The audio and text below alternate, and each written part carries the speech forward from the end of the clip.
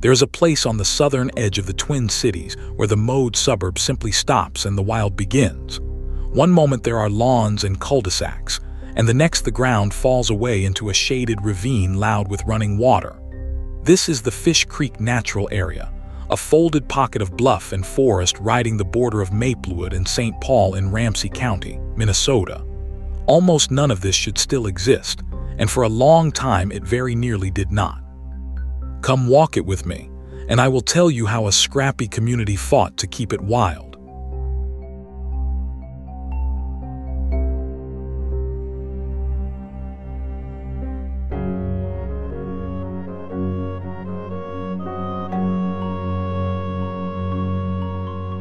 Look at a map of the eastern Twin Cities and Fish Creek is easy to miss. It threads through the southern corner of Maplewood, drops towards St. Paul, and empties into the Mississippi River just as the big river bends south. The natural area sits almost exactly where three communities meet, where St. Paul, Maplewood, and Woodbury press up against one another. It is a seam in the map, a leftover fold of country that the growing city flowed around rather than through. On the ground, that seam feels like a doorway into a much older Minnesota.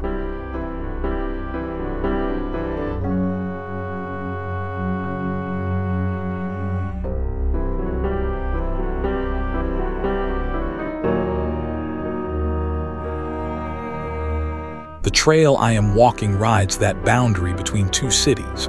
On one side, the land belongs to Maplewood, a roughly 70-acre preserve the city protected for the public.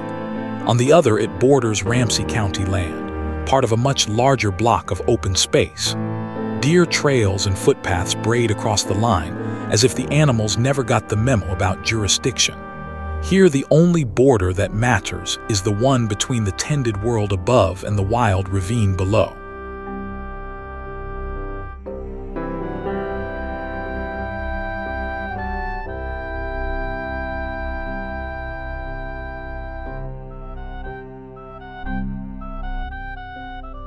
Fish Creek is the beating heart of something larger called the Fish Creek Greenway. This corridor of protected land reaches all the way from Carver Lake in Woodbury, through the meadows and woods of Maplewood, down to the Mississippi River in St. Paul. Think of it as a green rope tying inland lakes to the Great River, stitched together parcel by parcel over many years. Wildlife use it as a safe passage across an otherwise developed landscape. Standing in it, you are standing on one link of a chain that planners spent decades trying to complete.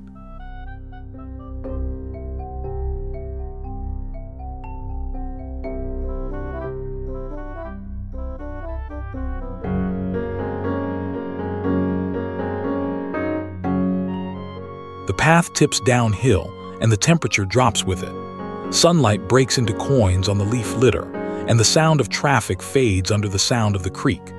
Roots and small switchbacks carry the trail down into the cut, where the air smells of wet stone and cold water. This is a ravine, a valley carved by moving water over a very long time. Every step down is a step backward through the layers of this place.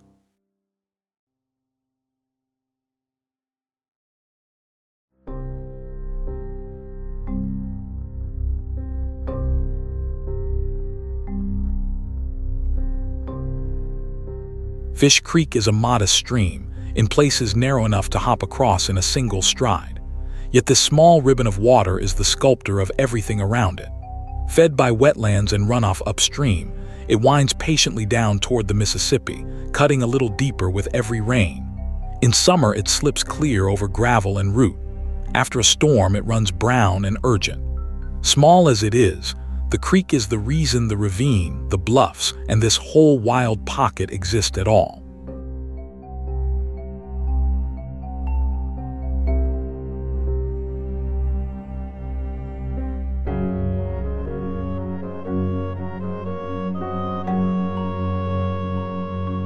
Now the trail climbs, trading the cool of the ravine for the open light of a bluff top. The ground here is dry and sandy, and the trees thin out into scattered giants. Below and beyond, the land keeps dropping away in long wooded slopes. These are the bluffs of the Mississippi, the high ground that lines the river valley for miles. From up here you begin to understand why people fought so hard for this view.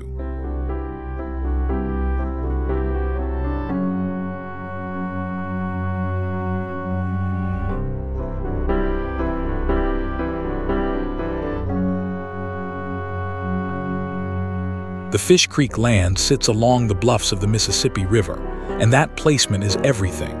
The whole property lies within the Mississippi National River and Recreation Area, a protected corridor that follows the river through the Twin Cities. From the high ground, the valley opens into a broad sweep of water, floodplain forest, and far bluffs on the Dakota County side. This is not just a pretty overlook. It is prime habitat for the animals that move up and down the river corridor, a green highway running through the middle of a metropolis.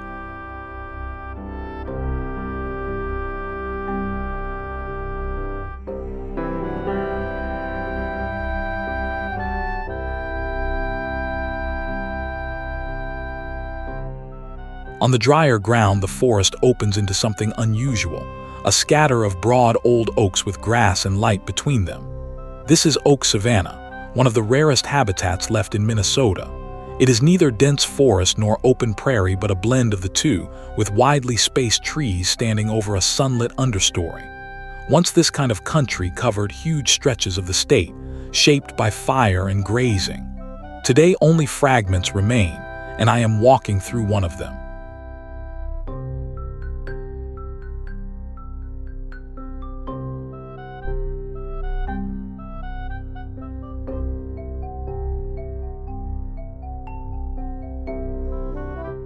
An oak savanna depends on openness, and openness depends on disturbance. For thousands of years, frequent low fires kept the brush down and let sun reach the ground, so grasses and wildflowers could thrive beneath scattered oaks. The trees themselves grew thick corky bark to survive those flames. When settlement stopped the fires, brush and invasive shrubs choked most savannas out of existence. Restoring one, as stewards have done here, means bringing back that balance of big trees and open, living ground.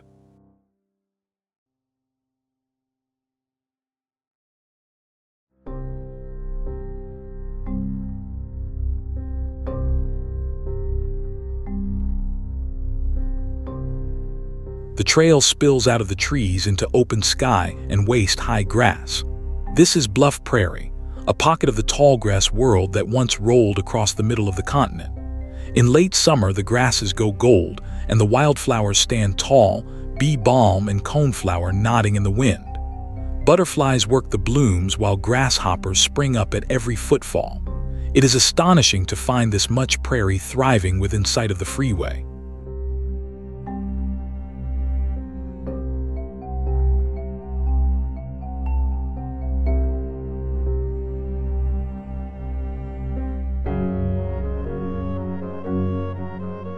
This prairie did not simply survive.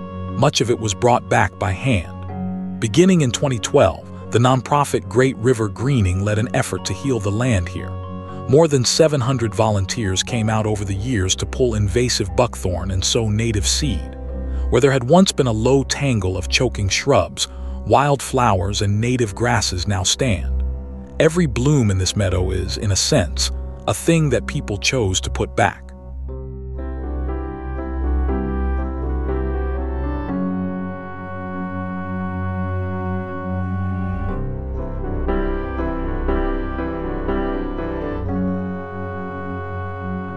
Downstream, near the point where three cities meet, the creek does something surprising. It leaves the soft soil and cuts straight into solid rock, narrowing into a steep walled slot that locals call Fish Creek Canyon. The walls close in, the light dims, and the creek gathers into a single channel between stone. It is a miniature canyon, hidden and easy to walk right past.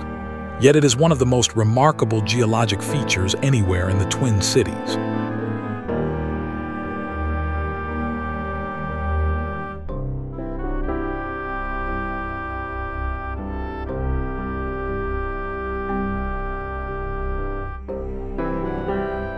The rock the creek is cutting through is the St. Peter Sandstone, an ancient bed of nearly pure white sand laid down by a shallow sea.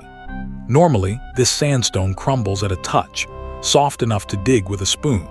But here its surface has case hardened into a tougher skin, and that firmer crust let the creek carve a steep-sided, narrow slot instead of a wide, muddy gully. The result is a slender stone corridor barely wider than the stream. Running your hand along the wall, you are touching a beach that existed before there were flowers, or birds, or grass.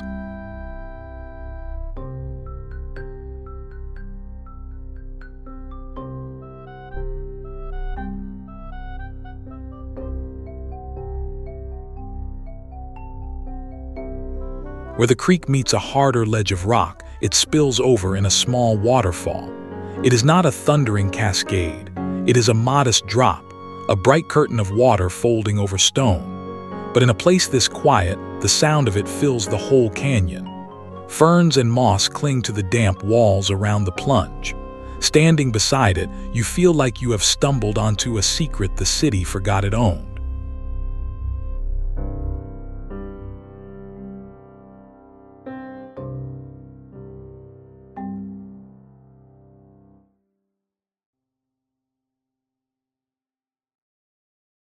It is worth pausing on how much this little waterfall represents. The water power that first carved this ravine was once far greater, in an age when meltwater and floods roared through this valley. What remains today is a gentle creek finishing a job that started long ago. Drop by drop, the stream keeps deepening its channel, undercutting the ledge grain by grain of sand. The waterfall is simply the place where that patient, endless work becomes visible.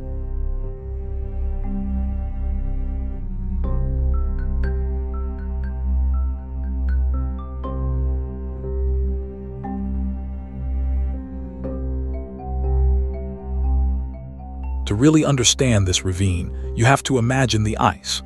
During the last glaciation, great sheets of ice covered much of Minnesota, and as they melted, they sent torrents of water tearing across the land. Those ancient floods and meltwater streams did the heavy carving, gouging the deep valleys of the region.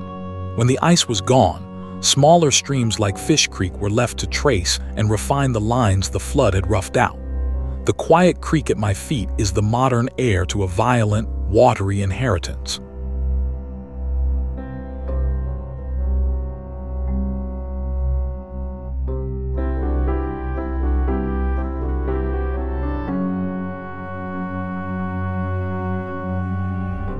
Picture this valley as it was near the end of the Ice Age. Cold gray meltwater surged down toward the young Mississippi, heavy with sand and gravel, cutting through soft rock like a knife through clay. Bluffs stood raw and freshly exposed, and the land was still deciding what shape it would hold. Over thousands of years, the floods eased, plants crept back, and the raw cuts softened into the wooded ravine I am standing in. Every bluff and hollow here is a memory of that meltwater world.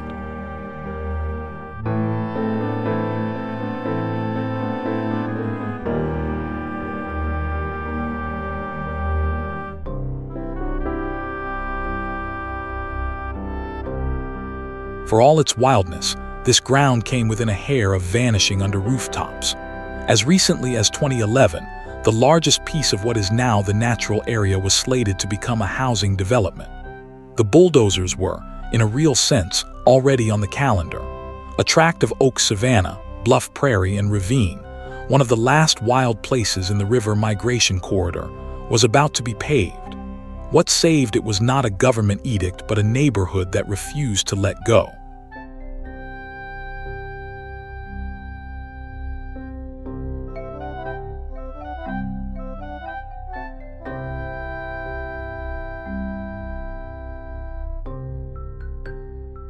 It is sobering to think how ordinary the loss would have been.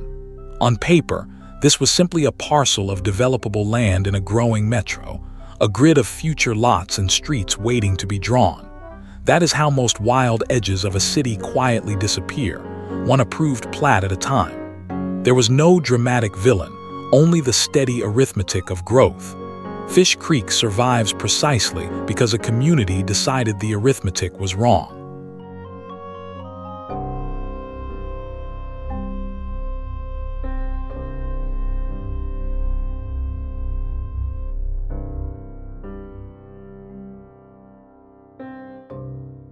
When word spread that the land was for sale, residents of Maplewood organized.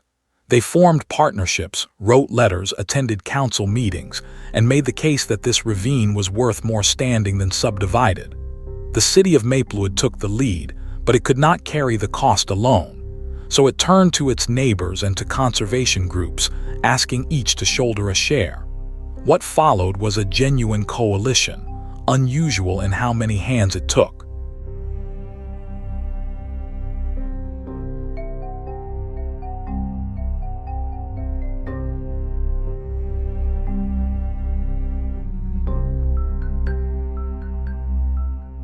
The list of partners tells the story of a community pulling together. Maplewood joined with Ramsey County and the Ramsey-Washington Metro Watershed District, signing a joint powers agreement to share the burden. Friends of the Mississippi River came in as a partner, and even corporate neighbors lent support to the restoration work. This was not one savior but many, each contributing a piece. The saving of Fish Creek was, from the start, a team effort.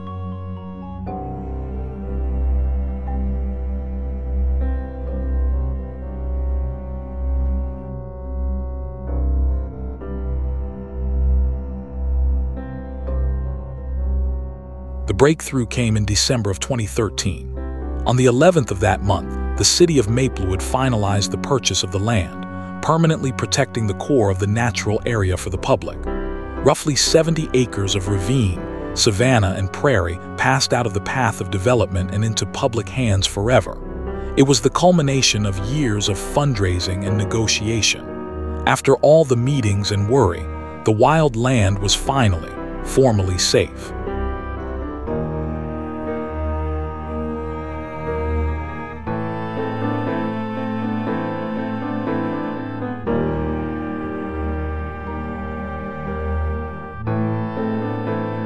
Deals this complex rarely close in a single clean step. To buy time while the partners raised their money, a group called the Conservation Fund stepped in as a holding partner. It purchased the land first and held it patiently until the city and its allies could assemble the full price. That kind of bridge is quiet, unglamorous work, and it is often the difference between a place saved and a place lost. Without it, the timing might never have lined up.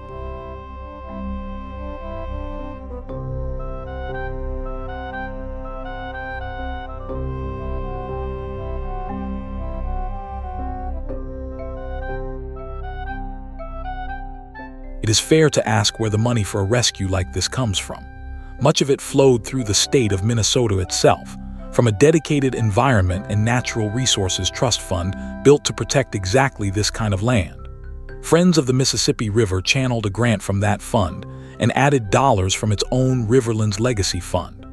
Local governments and the Watershed District put in their shares as well. The price of wildness, it turns out, was paid by many pockets at once.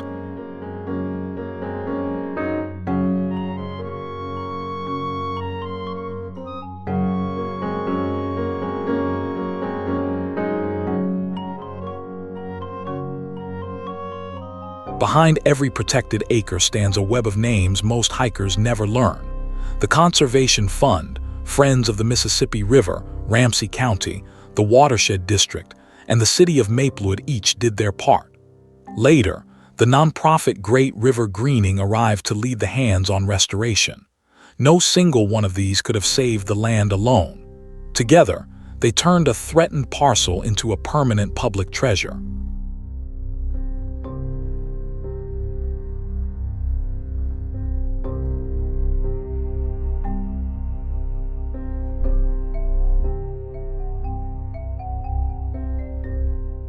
Buying the land was only the beginning. A neglected landscape still had to be healed. For years, the site had been overrun by buckthorn, an invasive shrub that shades out native plants and turns rich woodland into a low green desert. Reversing that meant sweat, not just money. Season after season, ordinary people showed up with gloves and loppers to fight the invasion by hand. The prairie and open woods I have been walking through are the reward for that labor.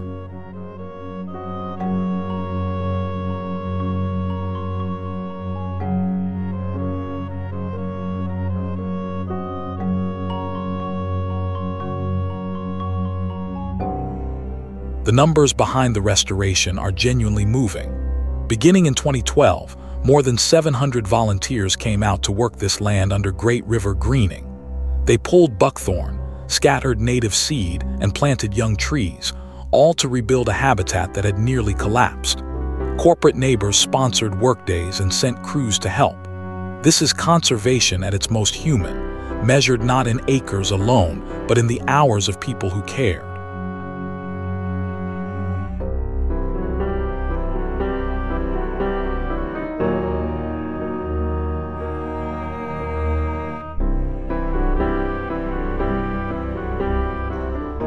Among the things those volunteers put back were young white oaks.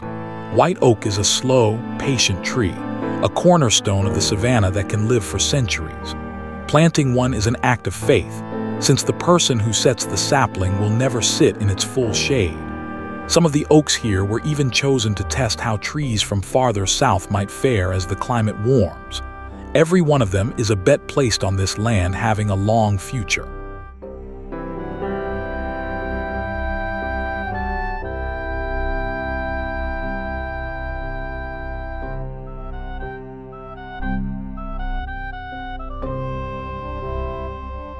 Think about the timescale of a single white oak. The sapling planted today may not reach its prime for 100 years or more, long after everyone who planted it is gone. That is exactly the point of protecting a place like this forever, rather than for a season. The people who fought for Fish Creek were not really saving it for themselves. They were saving it for hikers and children and oaks that do not yet exist.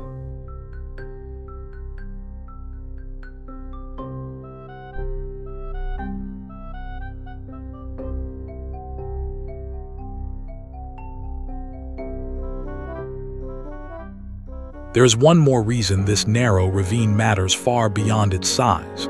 It sits squarely inside the Mississippi Flyway, one of the great migration routes of North America. Each spring and fall, uncountable birds pour up and down the river corridor, and they need green rest stops to survive the journey. A protected ribbon of bluff, forest, and creek like this one is exactly such a haven. Save a place this small, and you help sustain a migration that spans a continent.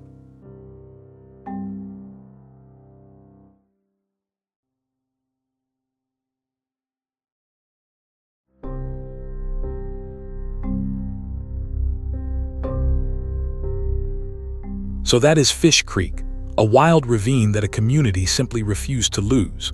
In a corner of the map where the suburb could easily have swallowed it, people chose Oak Savanna over asphalt and a creek over a cul-de-sac. What they preserved is not a grand national park, but something quieter and just as precious, a fold of living land held in trust for everyone who comes after. Walk it slowly, listen for the water, and remember how close it came to being gone. Thank you for watching. Follow for more of the trails of the world.